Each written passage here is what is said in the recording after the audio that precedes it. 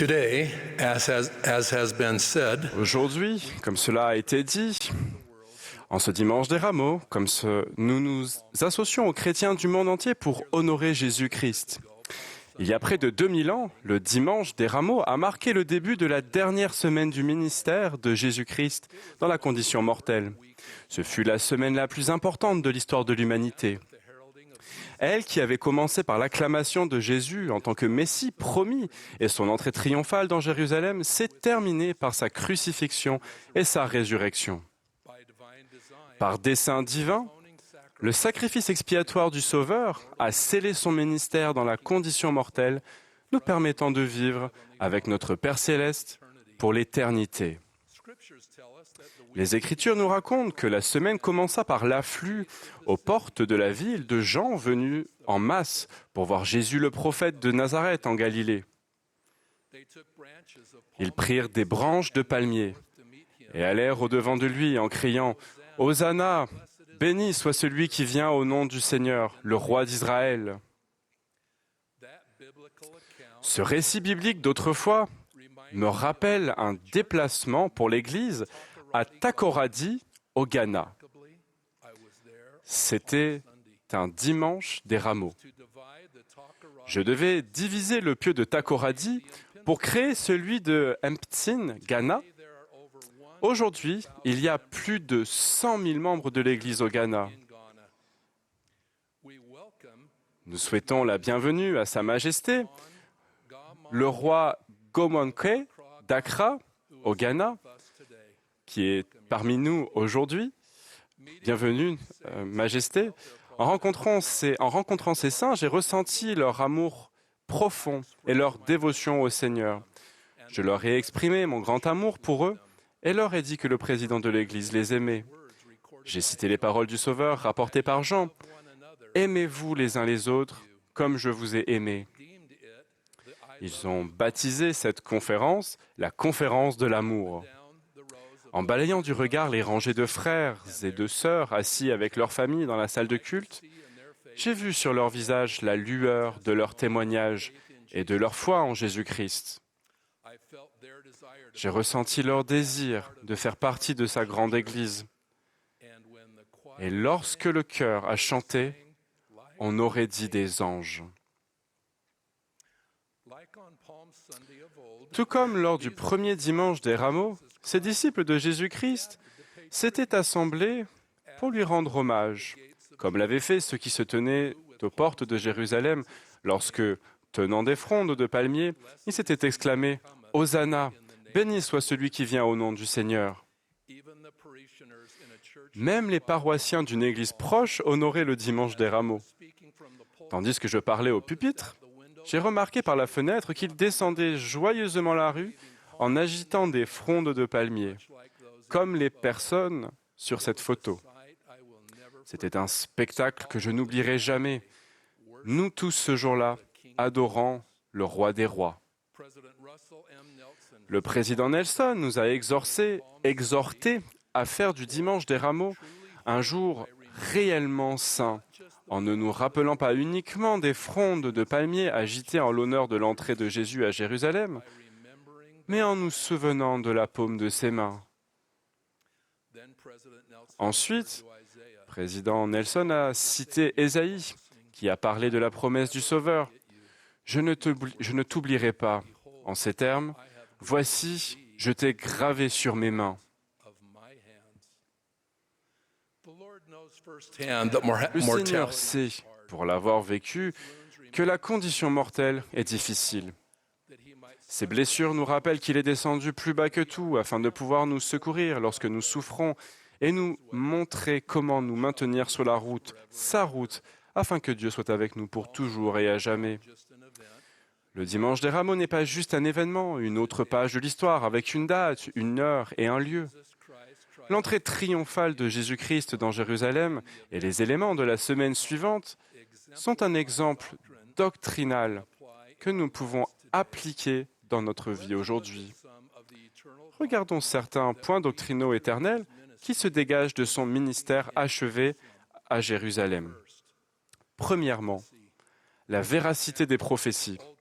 Par exemple, Zacharie, le prophète de l'Ancien Testament, a prophétisé l'entrée triomphale du Christ dans Jérusalem, décrivant même qu'il le ferait à dos d'âne.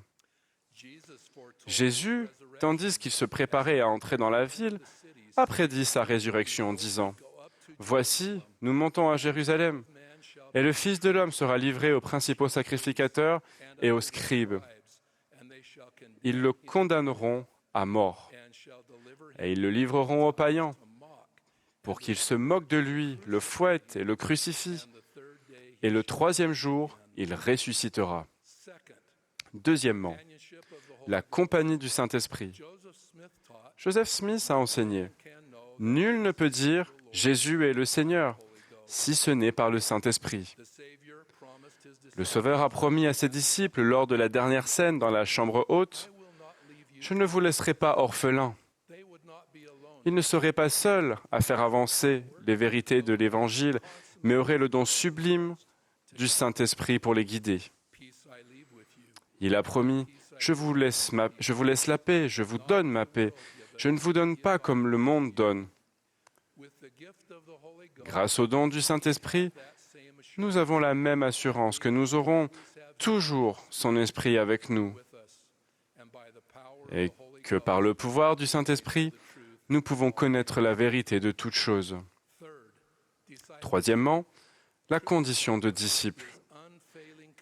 Être un vrai disciple, c'est avoir un engagement sans faille, obéir aux lois éternelles et avant tout, aimer Dieu, sans vaciller.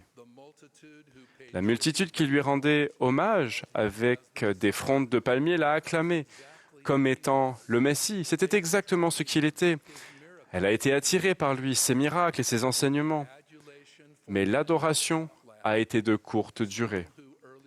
Certains de ceux qui avaient crié « Hosanna » ont vite changé du tout au tout et crié « Crucifie-le ». Quatrièmement, l'expiation de Jésus-Christ. Dans les derniers jours de sa vie, qui ont suivi le dimanche des Rameaux, il a accompli sa remarquable expiation depuis les tourments de Gethsémanée jusqu'aux moqueries de son procès, sa torture sur la croix et son ensevelissement dans un tombeau emprunté. Mais cela ne s'est pas arrêté là. 3 jours plus tard, avec la majesté de son appel de rédempteur de tous les enfants de son Père, il est sorti du tombeau, ressuscité, comme il l'avait prophétisé. Sommes-nous continuellement reconnaissants de l'expiation incomparable de Jésus-Christ? Ressentons-nous son pouvoir purificateur en ce moment même? C'est pour cela que Jésus-Christ, le chef et le consommateur de notre salut, est allé à Jérusalem pour sauver chacun de nous. Ces paroles d'Alma résonnent-elles en vous? Si vous avez connu un changement de cœur et si vous avez ressenti le désir de chanter le cantique de l'amour rédempteur, je vous le demande, pouvez-vous le ressentir maintenant? Je peux vous dire en toute vérité que le chœur de Takoradi en ce dimanche des Rameaux a chanté le cantique de l'amour rédempteur. En cette dernière semaine fatidique de son ministère dans la condition mortelle, Jésus-Christ a donné la parabole des 10 vierges. Il annonçait qu'il reviendrait vers ceux qui seraient prêts à le recevoir, non pas avec des frondes de palmiers dans les mains, mais avec la lumière de l'Évangile en eux. Il a utilisé l'image de lampes éclairées et de réserves d'huile prêtes à l'emploi pour décrire notre disposition à vivre selon ses voies, ses vérités et à faire connaître sa lumière. Vous connaissez l'histoire. Les 10 vierges représentent les membres de l'Église et l'époux représente Jésus-Christ. Les 10 vierges ont pris leurs lampes et sont allées à la rencontre de l'époux. 5 d'entre elles étaient sages, ayant de l'huile dans leurs lampes et en réserve. 5 étaient imprudentes, leurs lampes étaient éteintes et elles n'avaient aucune réserve d'huile. Quand l'appel a retenti, voici l'époux allé à sa rencontre. Les 5 qui étaient sages et avaient reçu la vérité et pris l'Esprit Saint pour guide étaient prêtes à recevoir leur roi et leur législateur, afin que sa gloire soit sur elles. Les 5 autres essayaient désespérément de trouver de l'huile, mais il était trop tard. le cortège était parti sans elles.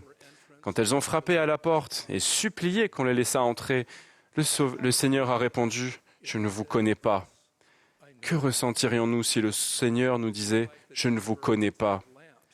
Comme les 10 vierges, nous avons des lampes, mais avons-nous de l'huile ? Je crains que certains d'entre nous ne se contentent d'une mince réserve d'huile, trop pris qu'ils sont par les pressions du monde pour se préparer correctement.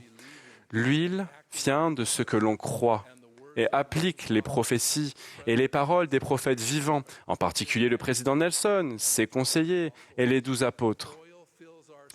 L'huile remplit notre âme lorsque nous entendons et ressentons le Saint-Esprit et suivons ce guide divin. L'huile se déverse dans notre cœur quand nos choix montrent que nous aimons le Seigneur et que nous aimons ce qu'il aime. L'huile vient de ce que nous nous repentons et cherchons la guérison de l'expiation de Jésus-Christ. Si vous cherchez à remplir ce que certains appellent une liste de choses à faire avant de mourir, voici mon conseil. Remplissez plutôt un réservoir d'huile sous forme d'eau vive de Jésus-Christ, laquelle représente sa vie et ses enseignements. Le fait de visiter un lieu lointain ou d'assister à un événement spectaculaire ne guérira ni ne satisfera votre âme. Mais vivre la doctrine enseignée par Jésus-Christ, oui. J'ai mentionné en quoi cela consistait plutôt, adhérer aux prophéties, aux enseignements des prophètes, agir selon l'inspiration du Saint-Esprit, devenir un vrai disciple et chercher le pouvoir guérisseur de l'expiation de notre Seigneur. Cette liste vous fera aller là où vous voulez aller, auprès de votre Père céleste.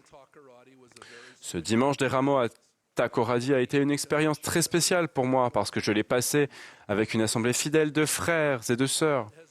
Il en a été de même sur des continents et des îles du monde entier. Mon cœur et mon âme, comme les vôtres, ont envie de crier « Hosanna au Dieu très haut ».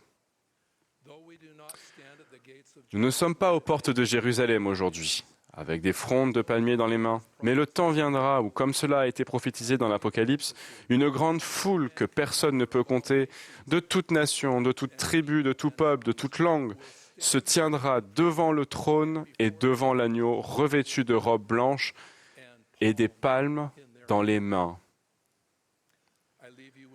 Je vous donne ma bénédiction d'apôtre de Jésus-Christ pour que vous vous efforciez diligemment de mener une vie juste et fassiez partie de ceux qui, des palmes à la main, acclameront le Fils de Dieu, le grand Rédempteur de tous, au nom de Jésus-Christ.